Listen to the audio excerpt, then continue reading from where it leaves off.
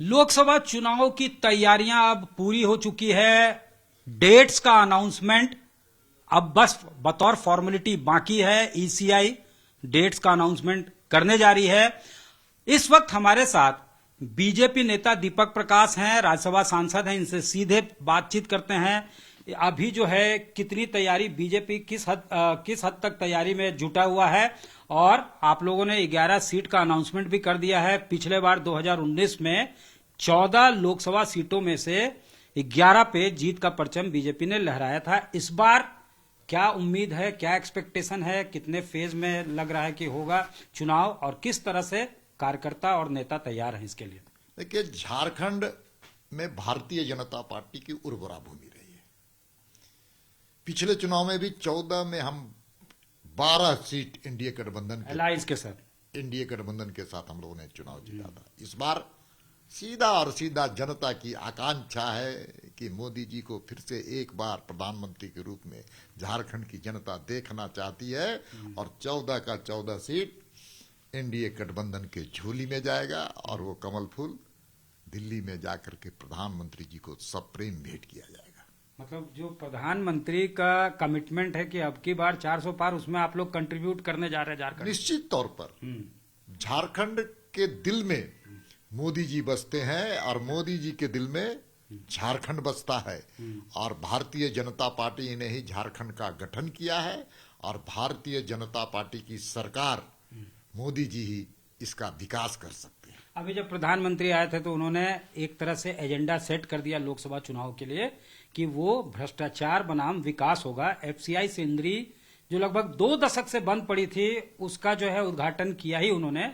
साथ ही साथ जेएमएम को उन्होंने कह दिया कि जमकर खाओ पार्टी है। साथ ही साथ उन्होंने ये भी कहा कि अपीजमेंट पॉलिसी पे ये पार्टियां विश्वास करती है, भ्रष्टाचार में लिप्त है जमकर खाओ पार्टी। तो ये एजेंडा क्या वर्कआउट होगा?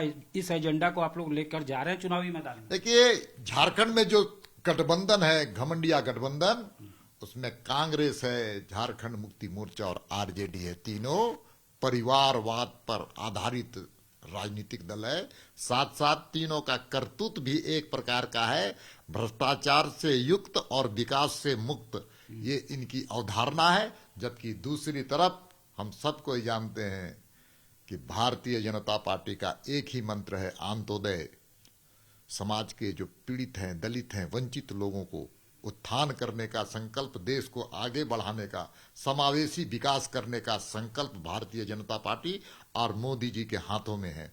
इसलिए झारखंड की जनता आने वाले समय में भाजपा और मोदी जी के नेतृत्व में देश आगे बढ़े, ये संकल्प ले चुके हैं। चुनाव का समय अब घोषणा होगा, और घोषणाओं के बाद वोटिंग में ईवीएम मशीन में भारतीय जनता पार्टी के पक्ष में यहाँ ये इलेक्ट्रॉल बॉन्ड्स वाला मुद्दा जिसको कांग्रेस उछाल रही है, वो कितना बड़ा मुद्दा होगा? कह रहे हैं कि कैसे डरा धमका के चंदा लिया गया है, कैसे रेड करके चंदा लिया गया है। ये खुलासा अब हो रहा है, जो ब्यौरा सार्वजनिक हुआ है उसके बाद से। देखिए, कांग्रेस का मतलब है भ्रष्टाचार।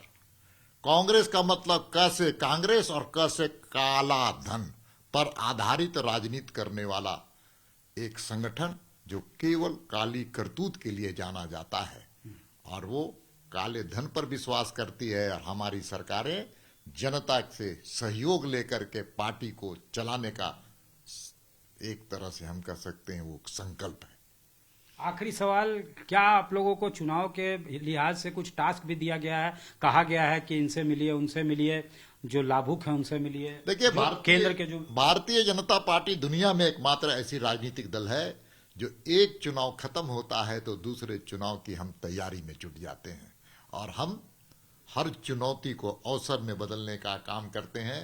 और हमारे पास पार्टी का संगठनात्मक एक बहुत बड़ा ढांचा है, कार्यकर्ताओं का मेहनत है, जनता का जन समर्थन है, और दुनिया के सर्वाधिक लोकप्रिय नेता मोदी जी हमारे नेता हैं। ये हमारा स्ट्रेंथ है, हमारी शक्ति है। दूसरे के पास है क्या? परिवारवाद, भ्रष्टाचार और तुष्टीकरण की राजनीति से भरी हुई टोकरी उनके माथे पर है। ठीक है, धन्यवाद। तो साफ तौर से इनका कहना है कि हर चुनौती को अवसर में कैसे तब्दील किया जाए, ये बीजेपी जानती है और उसके लिए तैयारी भी करती है। उस तरह का इनके पास इंफ्रास्ट्रक्चर है, उस तरह से जोश है, उत्साह है कार्यकर्ताओं के बीच, और वही काम आएगा। एजेंडा भी यहां सेट है, झारखंड जैसे जगहों पे भ्रष्टाचार बनाम विकास। कैमरामैन राकेश तिवारी के साथ सत्यजीत कुमार, रांची, आज तक।